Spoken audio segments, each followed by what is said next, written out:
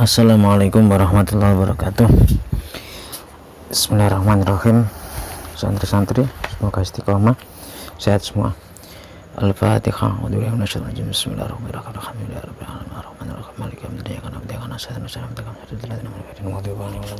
Kita lanjut. Bismillahirrahmanirrahim. Lakin hadza tetapi iki lakin hadzal isnadu tetapi iki cekelan indi monggo ingsun iku la yasihu ora sah. Maksudnya hadis yang diriwayatkan Siti Aisyah kemarin bahwa itu dikira sholat raweh itu menurut mu'alif ya, pengarang kitab ini tidak sah. Di anna maudu'un krono setuhune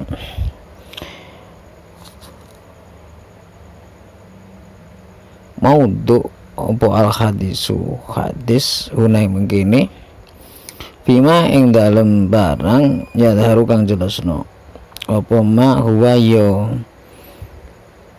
maudu iku sholatul witri, sholat witir. Tadi gak cocok kalau dianggap ini bahas tentang sholat witir hadis ini. Wa ma'lumun lan iku kena warui indana monggo kita anal witra satu menewe witir iku aqallu luwe sedidik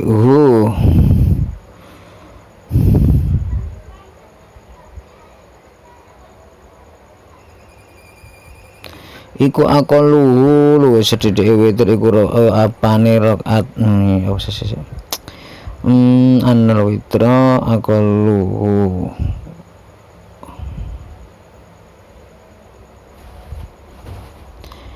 anal witra utawi satu menawitir iku aqallu utawi sedidik witir iku rakaatun sarakaat wa aktsaruhu lan akeh witir iku 11 11.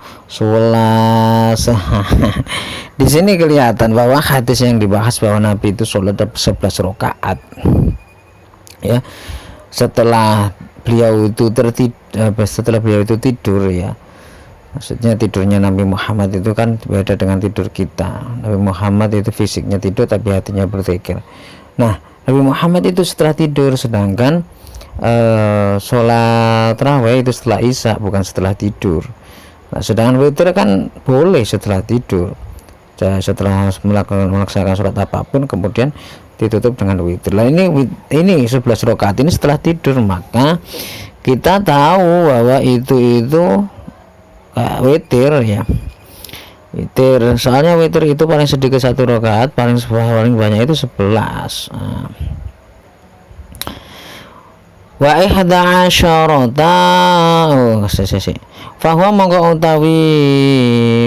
mongko utawi Kanjeng Nabi sallallahu alaihi wasallam innama angin pestine innama kananging pestine ono sapa Kanjeng Nabi idzaka ing dalem mangsane mengkono ngucap sapa Aisyah yusoli salat Kanjeng Nabi pada naumi ing dalem samarene turu arbaan ing petang rakaat pitas 5 ini kelawan petang salaman walila anahale nuli dan Nabi itu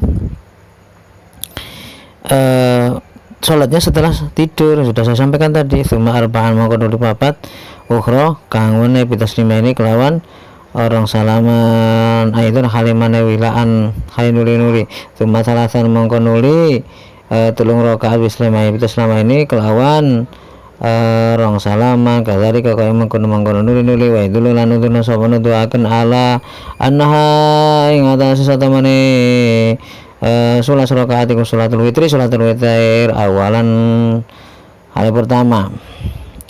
Ini kira-kira maksudnya ini dalil yang menguatkan bahwa yang maksudnya dalil akli yang menguatkan bahwa hadis Siti Aisyah ini adalah hadis yang menunjukkan sholat witir bukan sholat taraweh. Apa dalil aklinya? Dalil akli satu, limang awalan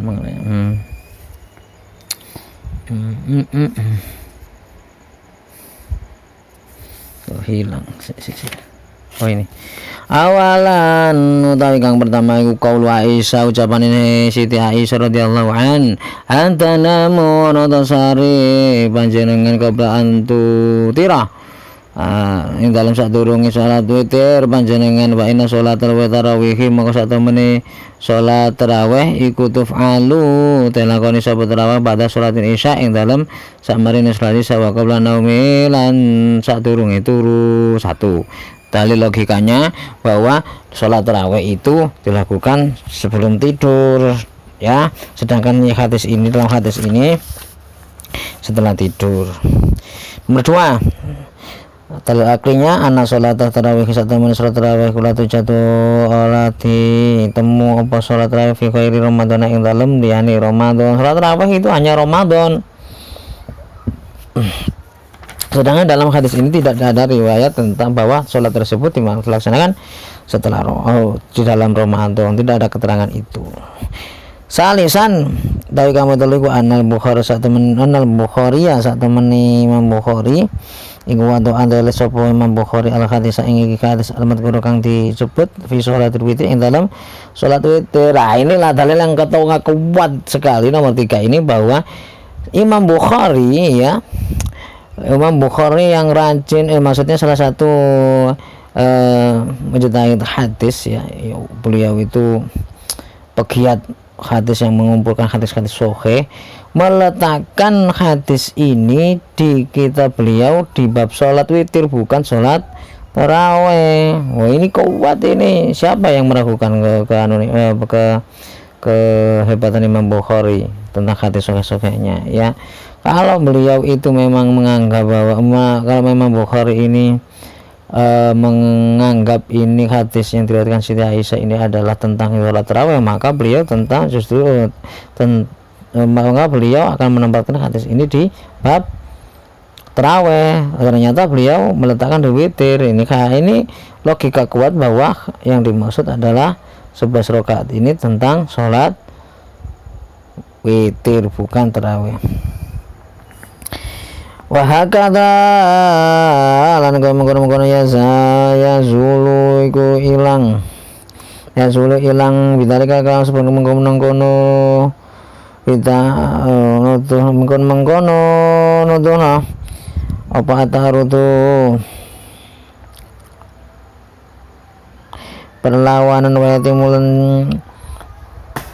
wayatimulan sempurna apa jamu wayatimulan sempurna apa jamu ngumpulna bainalah adilati ing dalam antara pira-pira dalil,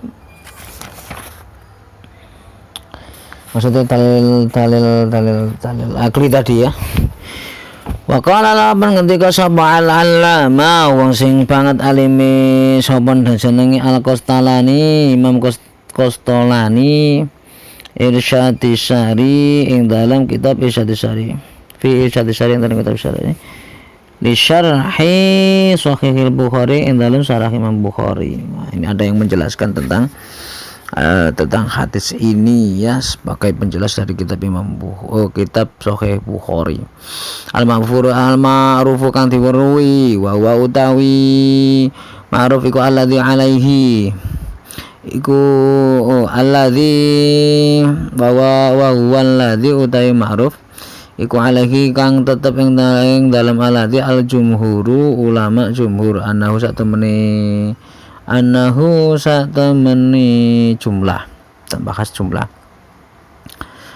ay ada rakaat tarawih iku isyruna 28 rakaat bi asyri taslimatin kelawan 10 salaman. Wa dzalika utawi mengkono 20 iku khamsu tarawih hati 5 pira-pira tarawih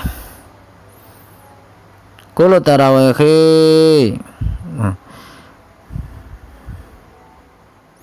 kulo tarawihatin kang utawi saben-saben saat tarawih iku arba'u rakaatin petang iku papat pira-pira rakaat bitaslimata ini kelawan rong salam khairil witri kejaba witir wa utawi witir iku salah rakaatin telu pira-pira rakaat.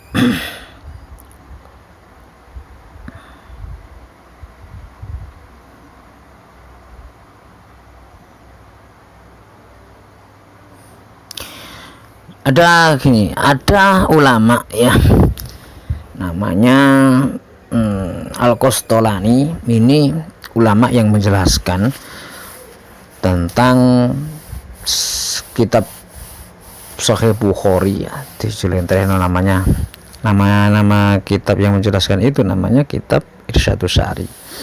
Di sana ulama Al-Qastolani ini yang sudah masyhur, yang sudah terkenal alimnya, ini menjelaskan bahwa sholat tarawih itu 20 rakaat, baik 10 salaman atau yang 5 salaman. Jadi kalau 5 salaman berarti setiap masing-masing satu salam itu 4 rakaat. Jadi ada 2 versi. Tapi di sini menjelaskan 20 rakaat. Ya. Jadi ini dalil kuat untuk kita bahwa sholat tarawih itu 20 rakaat. Jangan bimbang ya. Ulama-ulama terdahulu yang sudah jelas pakai Al-Quran, hadis, sudah jelas pencinta Rasulullah, sudah jelas ini orang-orang yang melestarikan, yang punya pegangan kuat, dalil-dalil kuat dari sumber yang kuat ya, mereka jelas tetap menggunakan 20 rakaat. Maka kita sebagai penderek, sebagai santri ya selanjut aja mengikuti para ulama ya. Masalah ternyata ada ulama-ulama mutakhirin, orang-orang akhir zaman ini yang meragukan itu, biar mereka salahnya sendiri loncat langsung ke Al-Quran hadis tanpa mengetahui sejarah atau mengetahui sanad-sanad para ulama-ulama salaf ya, dalil-dalilnya dan sebagainya.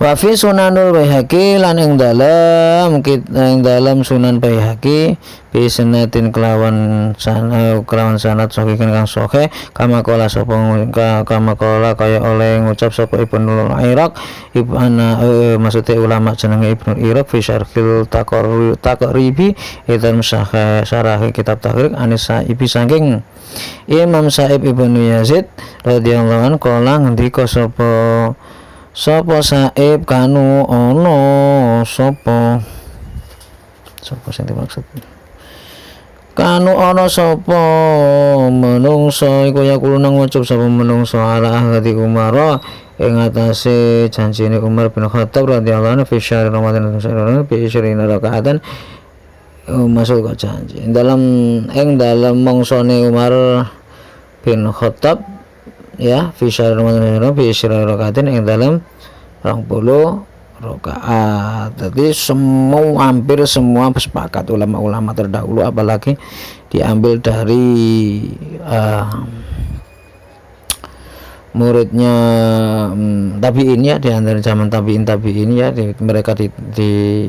mereka meriwayatkan bahwa memang betul Sayyidina Umar itu pakai 20 rakaat. Warawa lawan ceritana sapa Malik Imam Malik fil Mu'atta ing dalam kitab Mu'atta. Ini pendapat Imam Malik di dalam kitabnya Mu'atta. Masa masih ragu ya? An Yazid saking Yazid bin Ruman qala. Imam Malik salah satu gurunya Imam Syafi'i ya, salah satu yang mana jadi salah satu imam mazhab. Karena ana sapa nasu menungsonya kumuno kang maca kang nglakoni sapa menungso fi zaman Umar yang dalam zaman Umar bin Khattab radhiyallahu an bisalasi wa isyrina kelawan telu lan 23 jumlahe kabeh tarawih witir. Ya Allah, Imam Maliki ini zaman tabi'in Imam Syafi'i zaman tabi'in ya Allah, orang-orang yang dekat, orang-orang yang masih oleh Rasul dijamin ya. Maksudnya masih zaman tabiin. Kalau kita ambil dari sumber ya, kalau nggak bisa dari sumbernya paling tidak dekat dengan sumber ya. Kalau nggak mungkin kan kita belajar langsung Rasulullah sudah 14 abad yang lalu ya.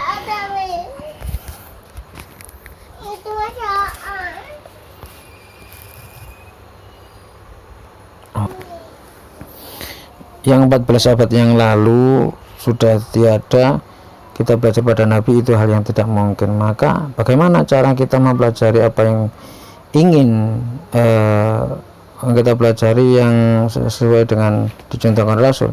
Ya belajar pada orang yang di zamannya Rasul, muridnya sahabat. Kalau para sahabat kita nggak bisa juga ya tabiin, kalau nggak bisa juga ya tabiin, kalau nggak bisa juga ya ulama ya guru kita yang guru ngaji kita di kampung yang menjelaskan itu ya. Mereka insya Allah sarannya sampai Rasulullah. Masalah perbedaan khilafiyah, perbedaan pandangan dan sebagainya wajar, nggak bisa kita paksa sama ya. Setiap guru itu pasti mempunyai murid yang pemahamannya berbeda-beda. Pasti murid dengan guru yang sama pemahamannya itu berbeda, apalagi lintas generasi yang sudah 14 abad, berapa generasi itu ya. Jadi kalau guru kita dengan guru teman kita itu berbeda ya wajar ya, wajar. Guru kita yang sama aja kita menyampaikan pada murid kita nanti juga hasilnya juga berbeda, nggak ada yang jamin kebenaran itu, nggak ada. Hanya saja kita harus punya pegangan yang kuat sebelum kita menyampaikan sesuatu. Wa jama'alan ngumpulna sopal Baihaqi bainahuma ing dalam antarane rong pendapat bi anam krana satu meneh menungso iku kan sapa menungso iku yutiruna padha salat witir sapa menungso kabeh kita latin kelawan 3 rakaat. Waqat adu lan teman-teman bilang sapa menungso maing barang wako angkang netepno tumiba apa ma fi zamani Umar yang dalam zaman Umar radhiyallahu an kal ijma'i kaya ijma'i para ulama wis disepakati ulama wakeh. Makanya aku bisa sampean wis gak usah ragu melo-melo sing 8 rakaat kecuali ada udzur ya. Dah itu saja ngaji kita, semoga bermanfaat. Nggih. Amin amin ya rabbal alamin. Kita tutup dengan Fatihah. La hadratin Mustafa Muhammad sallallahu alaihi wasallam.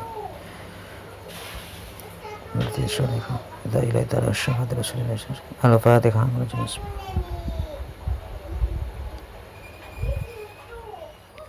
Assalamualaikum.